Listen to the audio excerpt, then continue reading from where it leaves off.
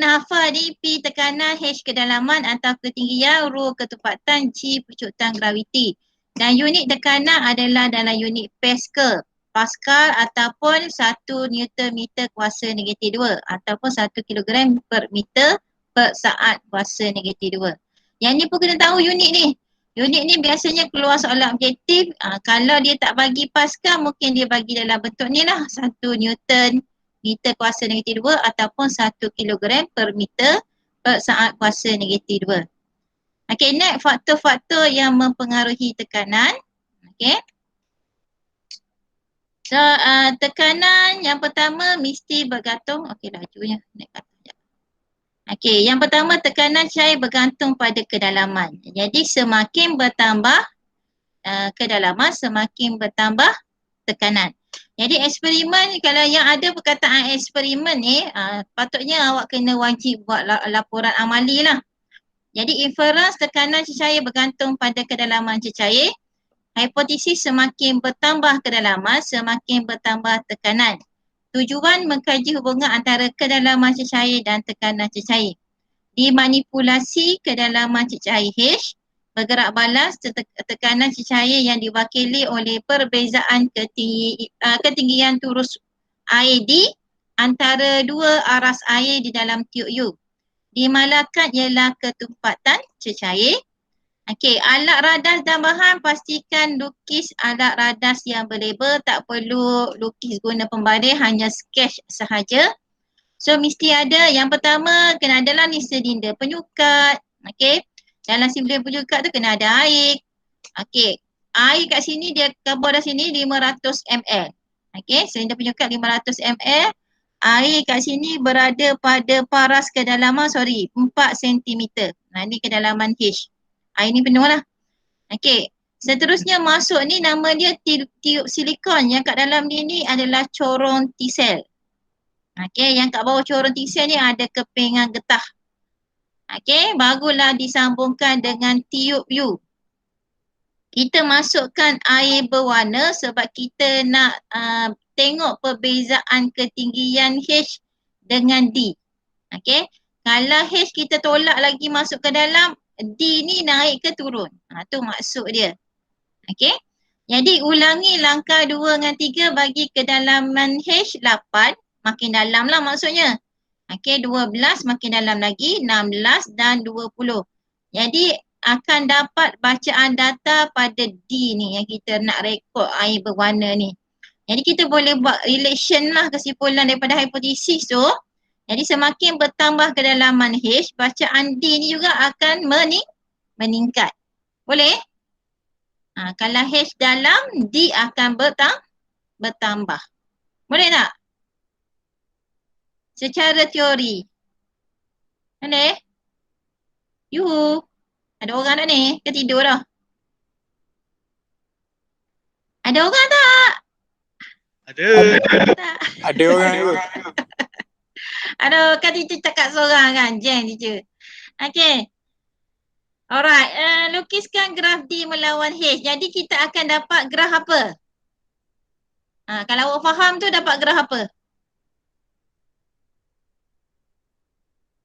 Kalau faham konsep, graf apa yang kita dapat? Yuhu, yuhu, yuhu, yuhu.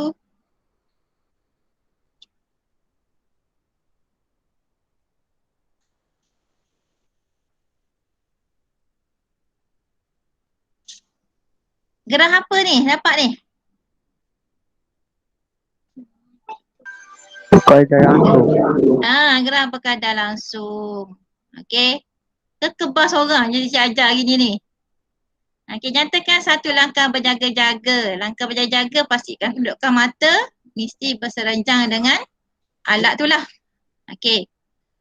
So, yang kedua pun sama alat radah dia ni. Okey, tapi ni faktor dia tekanan cecair bergantung pada ketupatan cecair. Alright. Kalau awak tengok sama sahaja, cuma sekarang ni dia tak ada benda ni.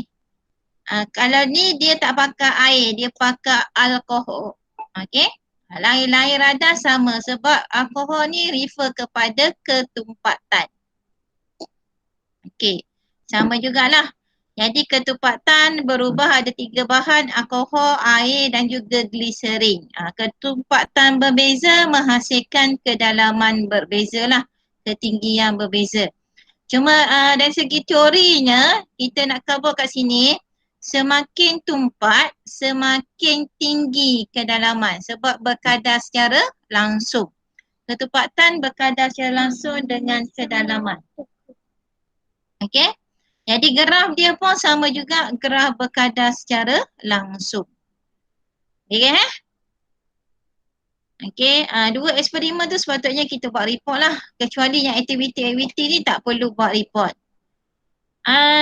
Berdasarkan pemerhatian, okey ni aktiviti 2.2 pula, nak menunjukkan bahawa luas keratan rentak ataupun bentuk ni tidak mempengaruhi tekanan. Letaklah bentuk warna-warnanya, aras tekanan adalah tetap sama. Okey.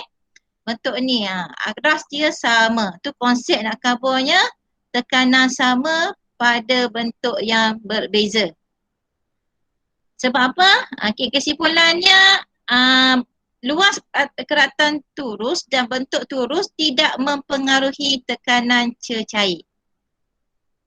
Okey, rajah 25 yang menunjukkan air yang memancut keluar daripada ketiga-tiga lubang pada botol plastik, okey, pada aras yang sama mempunyai jarak pancutan air yang sama. Maksudnya kat lubang ni, air yang keluar ni kuantiti dia sama sebab menghasilkan tekanan yang sama. Pemerhatian ini menunjukkan bahawa tekanan dalam cecair, okey, tekanan dalam cecair pada satu titik bertindak pada semua arah, sama pada semua arah. Okey.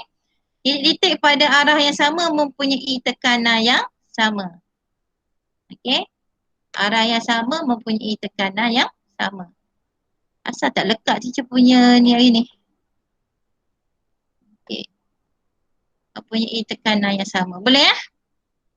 Maksudnya tekanan sama walaupun kedalaman yang sama, saiz pancutan pun sama. Beres itu tekanan, konsep tekanan. Yuhu. Hai, lembek ni nak pergi laju anda ni. Orang lain bapak tu. Tengah fahamkan teacher. Okey, rajah 2.6 menunjukkan sebatan tiup U yang diisi dengan cecair X. Okey, dan kemudian ditambah dengan cecair Y. Dua cecair yang berbeza dan tidak bercampur dengan cecair X. Contohnya air dengan minyak lah. Radak ini boleh digunakan untuk membandingkan ketupatan dua jenis cecair yang tidak bercampur. Okey, next tu cerita dia tekanan cecair di titik A. Ni titik A dengan titik P1 sama dengan ketinggian H1, okey, ketupatan darab G. Ni rumus P sama dengan H rho G.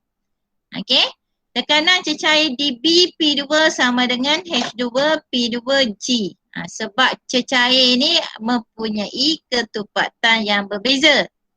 Oleh sebab titik A dan B berada pada paras yang sama, tengok tu paras dia yang sama, maksudnya tekanan di A ni sama dengan tekanan di B.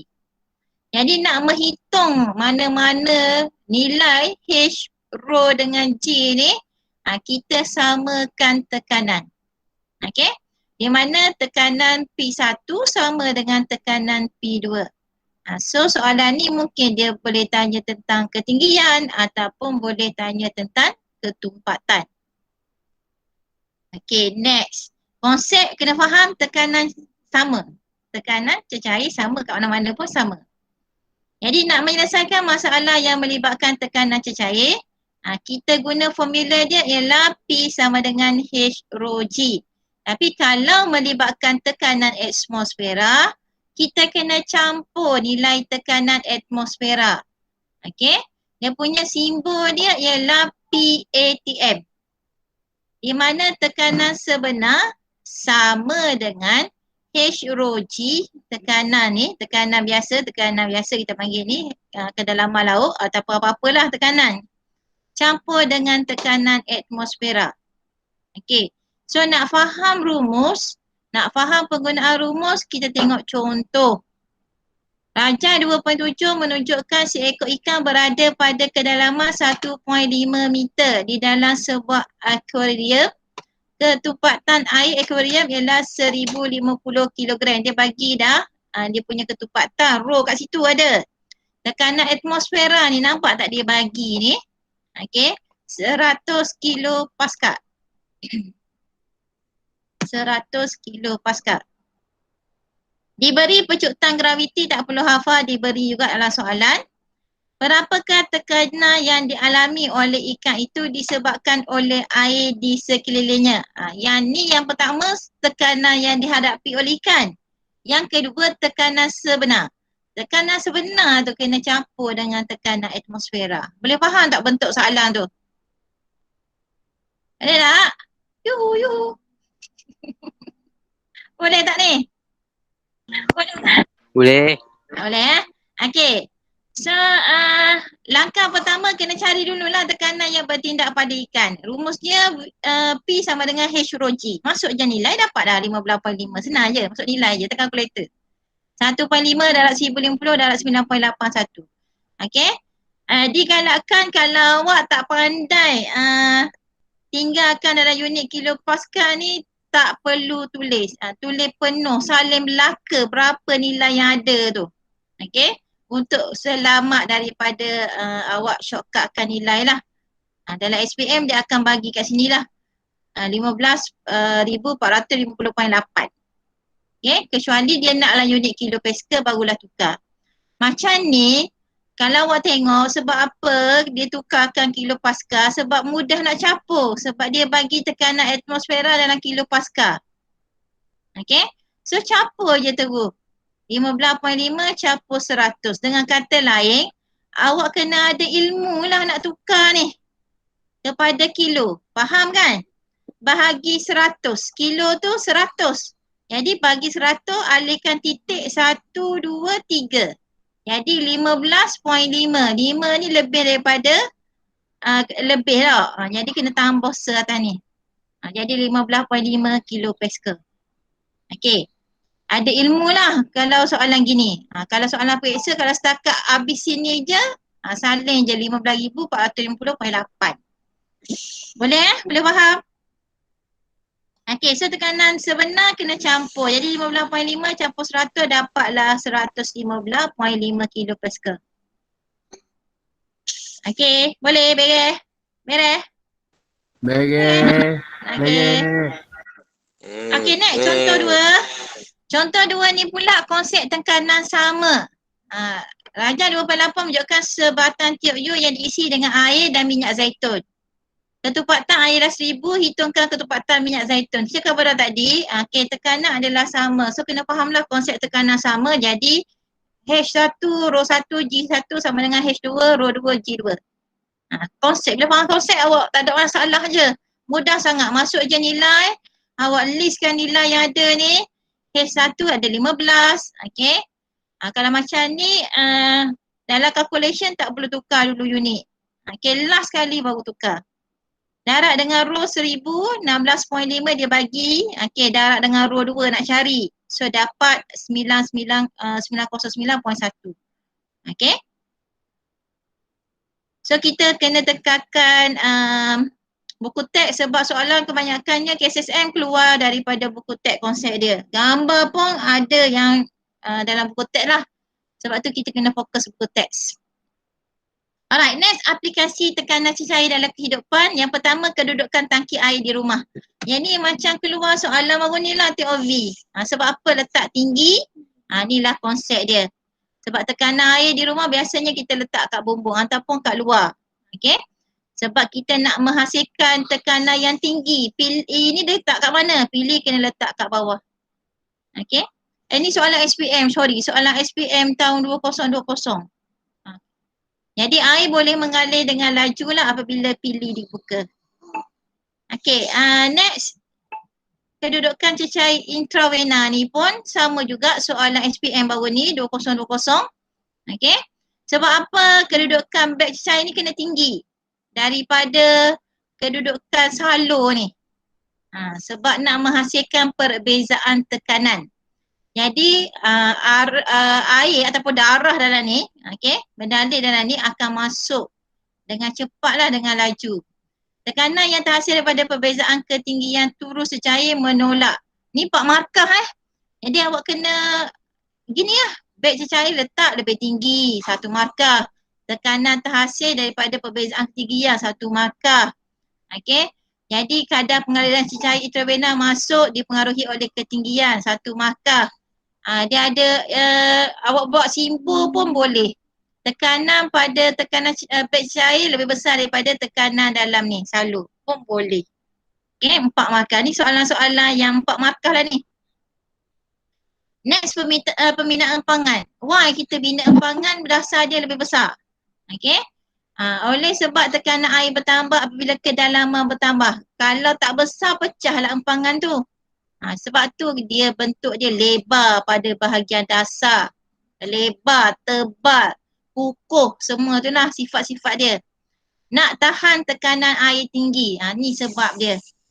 Jadi empis air berada pada kedudukan yang rendah supaya tekanan air yang tinggi boleh menghasilkan aliran air yang deras. Empis ni salur lah. Kalau yang ni empangan dia punya ruang dia besar. Kalau salur air ni empis ni salur dia kecil. Sebab laju air kat sini lebih tinggi daripada ruang tapungan. Laju dia rendah lah sebab kawasan kedalaman dia besar. Kalau air daripada sungai masuk lokal, kalau awak tengok air lokal laju je berbanding dengan air sungai. Okay, itulah konsep dia. Okay, next penggunaan sifon. Sifon tahu kan? Nak buat keluar air daripada ni. Daripada aquarium ni. Okay. Jadi mesti sifon ni kat dalam ni nak menghasilkan tekanan yang tinggi lah. Body tu mesti rendah. Jadi tekanan yang membantu kat sini adalah tekanan atmosfera. Tekanan atmosfera akan menolak air ke dalam tiub. Okay. So, okay, seterusnya ialah sifon yang ringkas terdiri pada sebatan tiub yang boleh dibengkokkan. Cecair boleh dipindahkan keluar dari sebuah takungan secara berterusan untuk suatu tempoh yang tertentu tanpa menggunakan kuasa elektrik. Apakah faktor-faktor yang mempengaruhi kadar pemindahan cecair menggunakan sifon? Okay. So yang ni yang pertama ciri dia ialah tiub. Kalau tiub tu lembut, kan kalau kita guna paip air biasa keras berbanding tiub sifon tu lembut, sifat dia lembut. Okay. Dan dia memudahkan pengaliran air. Ni kena tengoklah reka bentuk sifon. Ambil yang apa punya tu.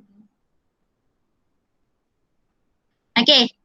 So habis yang pertama, kita pergi tajuk yang kedua, tekanan atmosfera.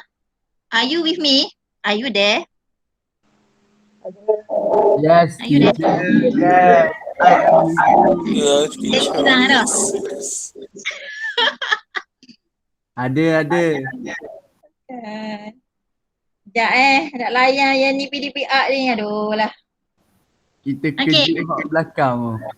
Tekanan atmosfera, gambar foto 2.2 menunjukkan sebuah pengangkat kepingan kaca yang menggunakan penyeduk getah yang besar. Ni tekanan atmosfera, konsep yang ni awak belajar pada sekolah rendah lagi ni. Atmosfera ni tekanan kat luar kita ni lah ada tekanan atmosfera. Okey. Yang disebabkan oleh berat lapisan udara yang bertindak ke atas permukaan bumi. Kena hafal ni. Ini takrifan tekanan atmosfera ni, bukan tunjuk sebagai hiasan sahaja. Okey, tekanan yang disebabkan oleh berat lapisan udara yang bertindak ke atas permukaan bumi. Awak jangan baca buku KBSM pula. Buku KBSM takrifan dia lain, tak sama. Okey, kalau awak tulis takrifan KBSM, sekali KSSM, awak pun dapatlah pangkah. Kalau KBSM yang bertindak ke seluruh bahagian objek tu je dia punya takrifan dia sangat ringkas. Tak boleh pakai make sure guna buku KSSM. Bacalah. Okay. So konsep dia tekanan atmosfera ni, contoh situasi kat sini seorang penyelam di dalam lautan mengalami tekanan air. Tekanan air ini disebabkan oleh berat turus air yang bertindak ke atasnya. Okey. Jadi apabila dia berada dalam air 10 meter kedalaman air akan wujud satu tekanan yang kita panggil tekanan atmosfera. Alright. Situasi dua, manusia hidup di daratan dan dikelilingi oleh udara. Ya. Apa saja objek mesti ada tekanan yang bertindak yang kita panggil sebagai tekanan atmosfera. Kalau kita minum air naik melalui straw tu tekanan atmosfera. Okey? Nilai tekanan atmosfera boleh ditentukan menggunakan barometer merkuri. Ini kajian lah. Sebab barometer merkuri terdiri daripada sebatan tiup kaca kira-kira 1 meter panjang yang mengandungi merkuri. Okey, dalamnya ada merkuri. Yang ni kena tahu ni. Okey, pada awal tiup kaca itu diisi dengan merkuri sehingga penuh. Kemudian tiup kaca itu dibalikkan. Ya. Ada orang nak join kelas je. Sekejap siapa tu? Al-Amin. Lagi? Ada lagi tak? Ada dah Nak rasa. Amin.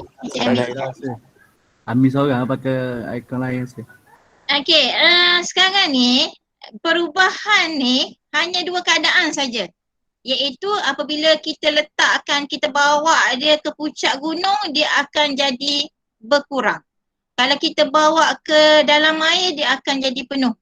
Okey, kalau kita letak dia di permukaan biasa ni, dia berada normal saja. Okey. Perubahan dia yang tu je. Awak tunggang terbalik warna-warna di permukaan aras bumi ni, merkuri tu tidak berubah, sama tekanan dia. Okey.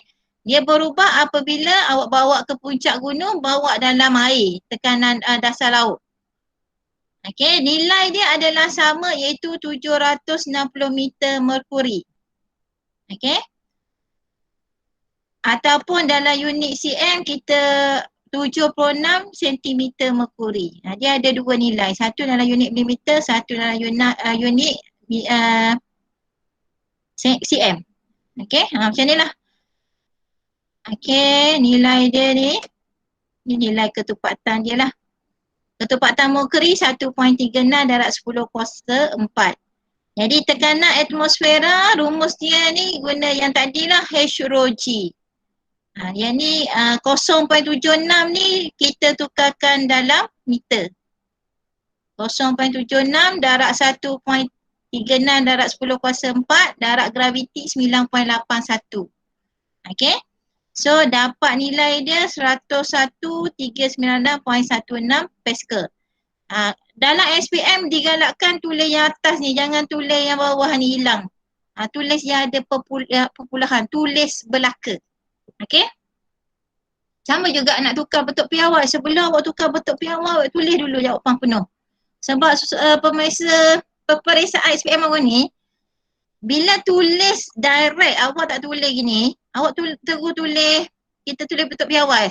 Katakan teacher tulis 1.01 darab 10 kuasa 1, 2, 3, 10 kuasa 3. Okey? Jadi jawapan tu tak tepat, tak diterima dalam SPM, pangkah, sayang. Erek pakah. Walaupun sebenarnya kalau ikutkan betul jawapan tu. Sebab tu digalakkan tulis penuh dulu baru awak tulis dalam bentuk piawai. Boleh ni? Nak tulis penulisan jawapan dia tu. Boleh? Okay, next. Alat pengukuran seterusnya ialah barometer 14 dan barometer aneroid. So ada 3 lah. Yang tadi turus merkuri, barometer 14, barometer aneroid. 3 alat untuk mengukur tekanan atmosfera. Okay. Bila masa guna barometer 14 ni? Okay. Kalau ketinggian tu boleh baca sampai 1 meter, kita kena guna barometer 14. Kalau macam tadi tu turus merkuri, tak ada nilai, tak ada bacaan. Cuma kita boleh tengok kalau duduk dekat ni 760, itulah nilai dia tetap. Kalau kita bawa aras bukit, nilai dia turun. Kalau arah laut, nilai dia tinggi. Okey? Kalau yang ni tinggi dia 1 meter. Manakala aneroid ni khas untuk mengukur tekanan atmosfera di pusat kaji cuaca. Okey? Tu beza kegunaan ketiga-tiga bahan tu lah. Barometer darat berfungsi sebagai mekanikal. Ni secara mekanikal kita kena baca macam jam tu lah. Dia bergerak. Tak. Okay. Bukannya digital. Analog lah kita panggil. Kalau gerak sesa mekanikal tu. Kotak logam separa vacuum seperti yang ditunjukkan dalam 2.13 berupaya mengubah saiz apabila terdapat perubahan tekanan atmosfera. Perubahan kecil ini akan digandakan oleh sistem mekanikal yang menggerakkan penunjuk barometer. Ini macam juga arah angin tu lah yang awak belajar geografi. Anak mengukur arah angin. Tu barometer analog lah tu. Yang baca ngek tu. Ini perbezaan dia. Barometer floating nak tentukan perubahan ketinggian turus merkuri. Kalau melebihi 1 meter lah. Kalau dalam jarak dia ketinggiannya 1 meter. Yang ni untuk menentukan perubahan isi padu kotak logam separa vacuum.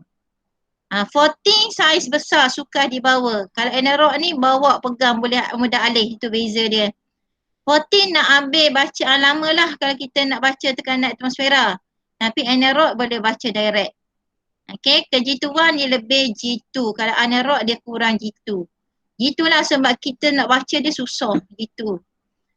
Next, menyelesaikan masalah dalam kehidupan harian yang melibatkan tekanan. Ni kesimpulan yang kita belajar lah ni, tajuk ni. Tekanan diukur dalam unit Pascal. Boleh juga diukur dalam unit milimeter per merkuri. Yang ni manometrik. Kalau kita ukur tekanan tadi tu, tekanan darah, tekanan atmosfera, milimeter merkuri. Unit lain, mH2O. Yang ni untuk mengukur unit metrik ni kita panggil. M ni meter. H2O ni adalah air, hidroksida. Nak ukur tekanan air di empangan. Next, yang keempat, nak ukur tekanan unit lain ialah milibar. Kalau yang tengok ni unit metrik ni kecil. M tu milibar. Milibar ni bersamaan dengan hektopascal. Tu nilai-nilai lah. Alright. Next, bacaan tekanan darah seorang pesakit ialah 160/100. Berapakah tekanan 660 mm? Kena tukar unit. Dalam unit Pascal. Dia nak 100 mm merkuri dalam unit Pascal. Jadi diberi nilai ketepatan rho 1.36, pecutan graviti 9.81. Rumusnya samalah H rho G. Mudah je. So 160 tu awak kena tukar dulu dalam unit meter. Darat 9.81, darat 1.36, dapatlah jawapan dia dalam unit Pascal. Mudah je. Ada nak tanya? Yang penting rumus ni H rho G. Baik. Yang ni pula nak ukur adalah unit mili hidroksida, H2O. Rumus yang sama H rho G juga. Cuma tukarkanlah. Dah dalam meter kan, H2 tukar nilai dia H2O tu 1.00 dah bagi, tak perlu hafal pun. Darab saja. So dapatlah 36.7 meter hidroksida. Daripada unit Pascal nak tukar ke hidroksida. Rumus yang sama. H rho G. Beres. Yuhu, beres. Beres. On. Ni adalah konsep dia. Kalau altitude tinggi, altitude rendah. Tadi yang dicakap bawah. Kalau bawa pergi tinggi. Kesan tekanan atmosfera pada altitude tinggi dan kesan pula kedalaman lampau di bawah permukaan laut. Ni efek pada badan kita lah. Kalau tekanan atmosfera awak pergi panjat bukit, udara akan menipis dan tekanan akan menjadi rendah. Jadi awak pergi sampai je kaki bukit awak pesang. Sebab apa? Sebab kurang oksigen. Sama juga orang pergi daki Gunung Everest. Dah lah sejuk. Diperlukan tong oksigen tu lah. Kesan ke atas manusia akan meningkatkan kadar pernafasan tercungak-cungak. Sebab apa? Kadar dia punya oksigen dia ke paru-paru rendah. kadar metabolisme badan akan meningkatlah sebab panas. Jadi panaslah sebab kurang oksigen. Hilang selera makan, dehidrasi. Okey, sama juga fizikal bagi pendaki gunung. Okey, samalah. Dia kena sesuaikan diri lah. Sama juga kalau awak nak naik kapal terbang, inilah situasi dia. Seterusnya dalam aras laut, okey. Aras laut pula kedalaman tinggi. Penambahan kedalaman sebanyak 10 meter menyebabkan peningkatan tekanan air sebanyak 1 atmosfera. Okey, teacher kata dah, setiap kali 10 meter ke dalam air, 1 atmosfera tekanan tu akan bertambah. Boleh? Bertambah. Setiap 10 meter air dalam, satu peningkatan tekanan atmosfera akan bertambah. Okey? Tekanan yang dialami ialah tekanan air dan tekanan atmosfera. So ada dua-dua lah. Yang pertama akan menyebabkan tisu badan menyerap gas nitrogen yang berlebihan. Okey? Gas nitrogen melarut ke dalam darah. Ni boleh menyebabkan, kalau awak tengok kalau orang lemas, biru badan dia. Okey? Sebab apa? Sebab gas nitrogen melebihi oksigen. Fikiran menjadi tidak jelas, pembentukan gelembung nitrogen dalam tisu. Tisu dia kembang lah. Sebab tu kalau awak tengok, kalau orang mati biru je kalau lemas. Okey, so sebab tu lah kalau nak nyelam, bawalah tangki oksigen. Okey, habis tajuk yang kedua. Next, tajuk yang ketiga, tekanan gas. Okey, konsep tekanan gas tu sama dengan awal tadi. Kita gunakan manometer ataupun TUU kita panggil. Dalam TUU ni, okey, ada berisi air. Tadi konsep tekanan atmosfera tadi merkuri. Okey, kita ukur manometer tu menggunakan merkuri. Yang ni kita sambung pada bekalan air. Kita sambung pula pada bekalan gas. Okey, sebab sekarang ni kita nak ukur tekanan gas. Okey, air ni boleh ditukar dengan merkuri. Okey, air di sini boleh ditukar dengan cecair iaitu merkuri. Kalau awak tengok titik asal air ni adalah sama level ni, A, B. Yang ni kita panggil tekanan atmosfera. Okey, apa yang berlaku bila kita masukkan gas? Nampak ni berlaku pertambahan ketinggian. Okey, yang ni kita panggil tekanan gas ataupun ketinggian gas tu. Tekanan dA sama dengan tekanan D, tekanan gas. Okey, tekanan A sama tekanan gas iaitu rho P gas. Tekanan rumus dia P. Tekanan dB pula ialah tekanan disebabkan oleh turus air H campur dengan tekanan atmosfera. Ada dua kat sini. Okey, sebab sekarang ni dah ada tekanan gas dan juga tekanan atmosfera. Ada dua benda. Jadi nak ukur tekanan, okey, tekanan A mesti samalah tekanan dB. Itu konsep dia. Konsep asal tadi tekanan mesti sama. Jadi tekanan gas kat sini adalah jumlah hasil tambah ketinggian turus campur dengan tekanan atmosfera.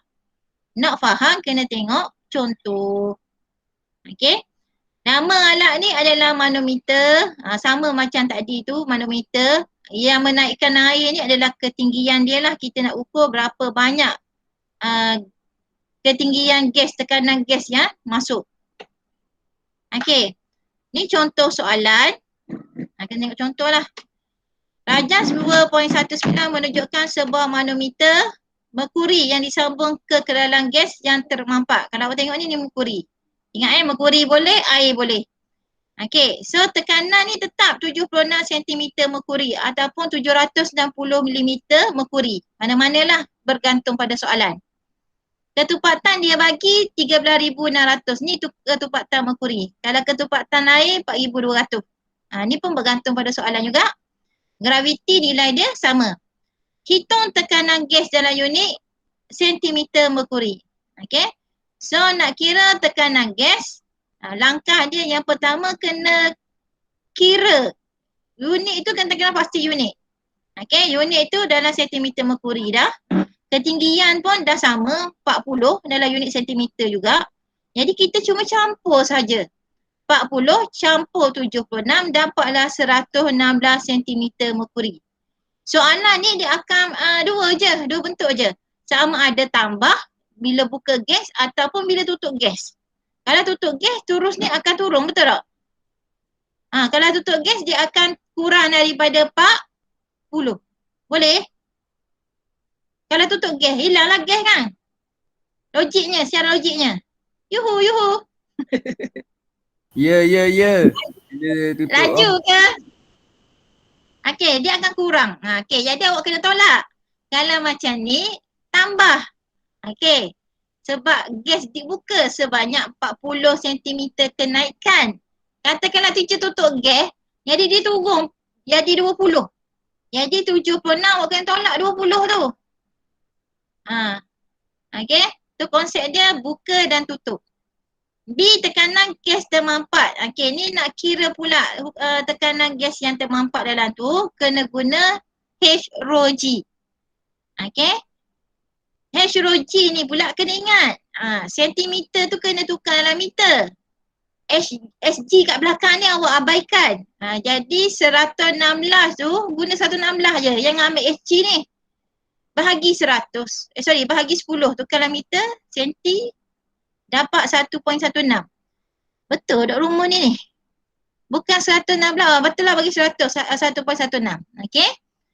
So darab H rho G dapatlah jawapan dia 1.55 darab 10 kuasa 5 Pascal. Okey.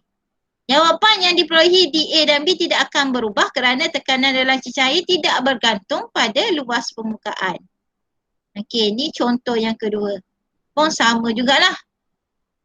H rho G. Rumus asas dia adalah H rho G. Kalau nak jumlah tekanan gas, okey, ketinggian campur tekanan atmosfera. Okay? Ada nak tanya tekanan gas? Ada? Beres? Okey, next tekanan prinsip. Ada 3 prinsip untuk bab ni. Prinsip Pascal, Archimedes dan juga Bernoulli. Pascal ni yang kita belajar tekanan. Konsep asas tekanan. Apabila kita tekan saja, okey, akan hasilkan satu daya lah tekanan tu. Dan tekanan tu dipindahkan secara seragam ke seluruh bahagian cecair. Kalau kita tekan ubat gigi, okey, ubat gigi tu akan keluarlah ubat gigi kat ujung tu. Kita tekan kat ujung. Sebab apa? Sebab bila kita tekan tu, maksudnya satu daya dihasilkan. Okey. Bila daya dipindahkan, dia akan hasilkan tekanan. Tekanan tu akan bergerak sepanjang ubat gigi tu. Dan isi ubat gigi tu pun keluarlah. Okey. Tu konsep asas dia. Sama juga yang tadi tu. Okey, ni konsep asas yang awal tadi kita belajar. Kalau ada pacutan air keluar kat lubang ni, sama je dia punya tekanan. Okey. Itu prinsip asas bagi prinsip Pascal. Okey, kena hafal ni. Apakah takrifan prinsip Pascal? Prinsip Pascal menyatakan bahawa tekanan yang dikenakan ke atas benda tertutup akan dipindahkan secara seragam ke semua arah dalam cecair itu. Okey? Kena hafal, baik eh? Hafal. Boleh ni? Pastikan tulis yang biasa, tulis seperti ayat dalam buku teks ni. Tekanan yang dikenakan ke atas berdalil tertutup kena ada perkataan tertutup, kena ada perkataan dipindahkan secara seragam ke semua arah berdalil itu. Baik? Okey, next sistem hidrolik sebagai satu sistem pengganda daya. Okey.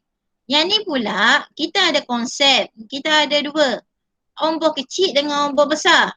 Dua-dua akan menghasilkan pengganda daya. Kalau kita tekan ombor kecil ni, apa yang berlaku? Jadi ombor besar ni akan naik ke atas. Okey, daya dia besar. Kalau kita tolak ombor besar ni ke bawah, naik dah ombor kecil ni ke atas? Naik juga.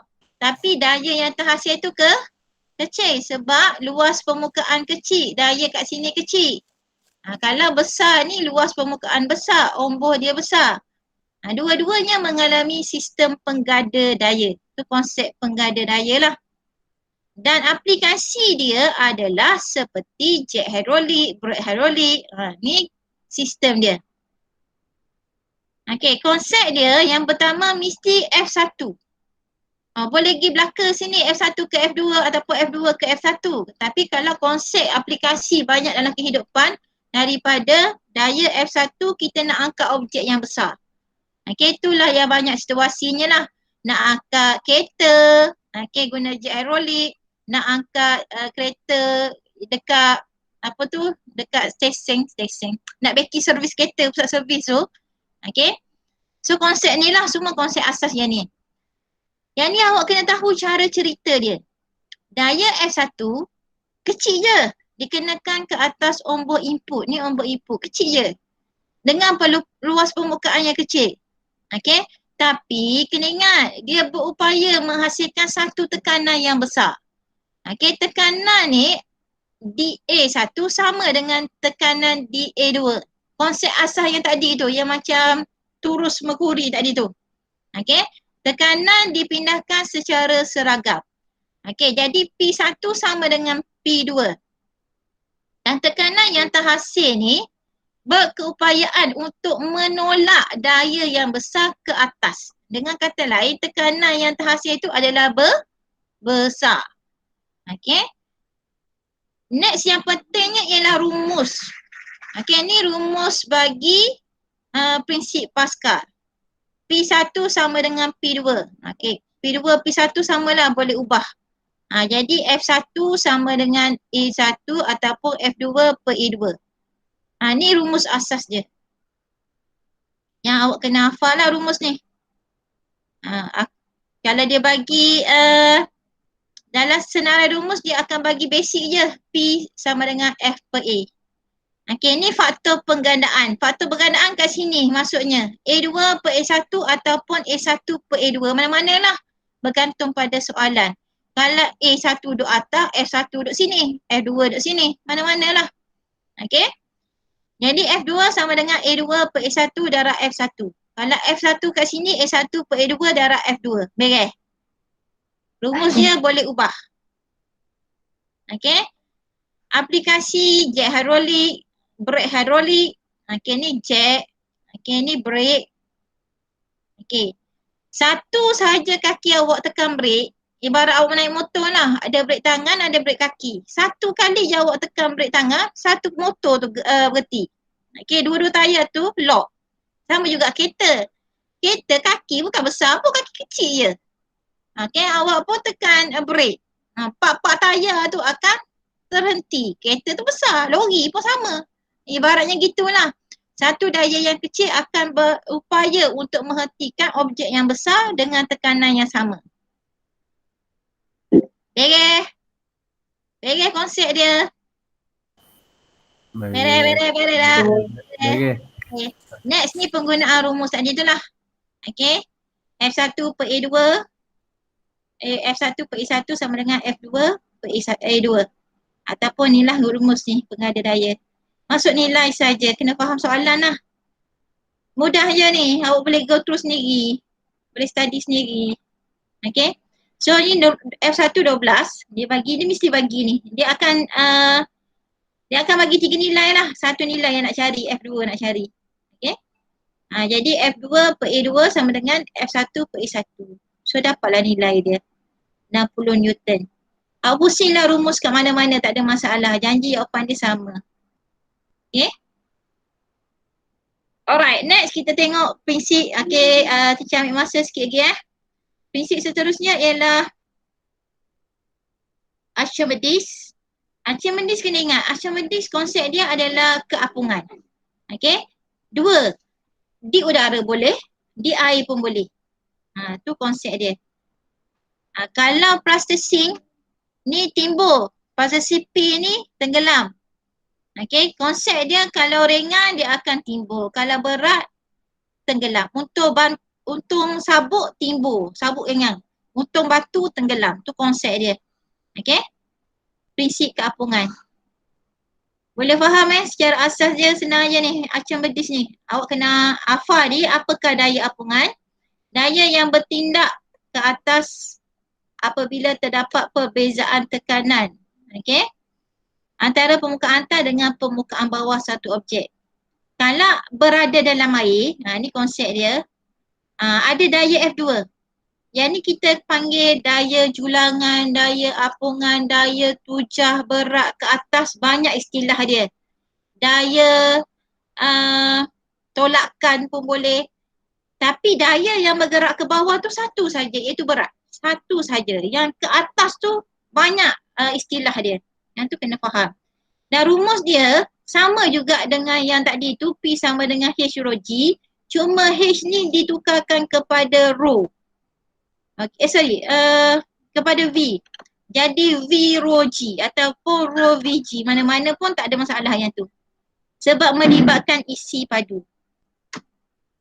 Okey, apakah takrifan prinsip Archimedes? Archimedes menyatakan bahawa objek yang terendam bahagian atas sepenuhnya di dalam suatu bernalih mengalami daya apungan yang sama dengan berat bernalih. Okey. Ni istilah dia. Okey. Yang ni kena sama. Daya apungan ni konsep dia. Daya apungan sama dengan berat bernalih. Okey. FB sama dengan V rho G. Yang ni kena hafal rumus ni. Okey, tu konsep asas dia. Eksperimen 2.3 ni pun kena tahu eksperimen ni Eureka ni. Bila kita masuk, bila berat ni dalam kita pegang batu dalam air kan. Tapi bila bawa batu tu ke darat, berat batu tu. Sama juga konsep dia. Okey.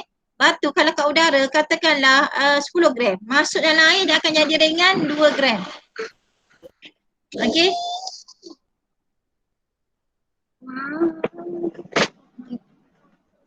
Ada cakap kat luar ni pula. Okay, so kita akan tengoklah berapa dia punya daya dia. Okay, daya sama dengan berat tolak, berat U sama dengan berat A. Jadi air yang keluar ni adalah kita panggil berat air yang tersesar. Okay, jumlah air ni mesti sama dengan berat yang ada ni. Katakanlah sini, unit dia 2 Newton. Neraca kan, Newton. Air ni mesti 2 juga. Cuma dia punya unit 2 cm padu. Nilai adalah sama. Okay, yang tu konsep dia kena faham. Nilai sama, unit berbeza. Okay, yang tu ingat apungan, prinsip apungan sama dengan prinsip Archimedes. Samalah. Daya apungan sama dengan berat. Kalau dalam soalan, apakah konsep kayu balak terapung? Okay, boleh jawab prinsip Archimedes, boleh jawab prinsip keapungan. Mana-mana. Kalau objek di udara, kita panggil berat objek di udara ialah berat sebenar objek. Kalau terendam, berat ketara. Objek menyesarkan cecair, maksudnya isi padu cecair sama dengan isi padu air yang disesarkan. Objek mengalami kehilangan berat, okey, yang ni kena tolak.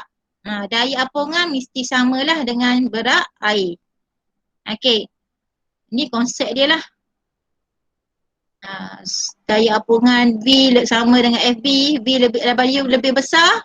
Okey, maksudnya berat tu ke bawah. Kalau ke atas W ni lebih kecil, maksudnya dia terapung ke atas. Tu konsep dia. Okey. Dan last sekali tajuk ni ialah prinsip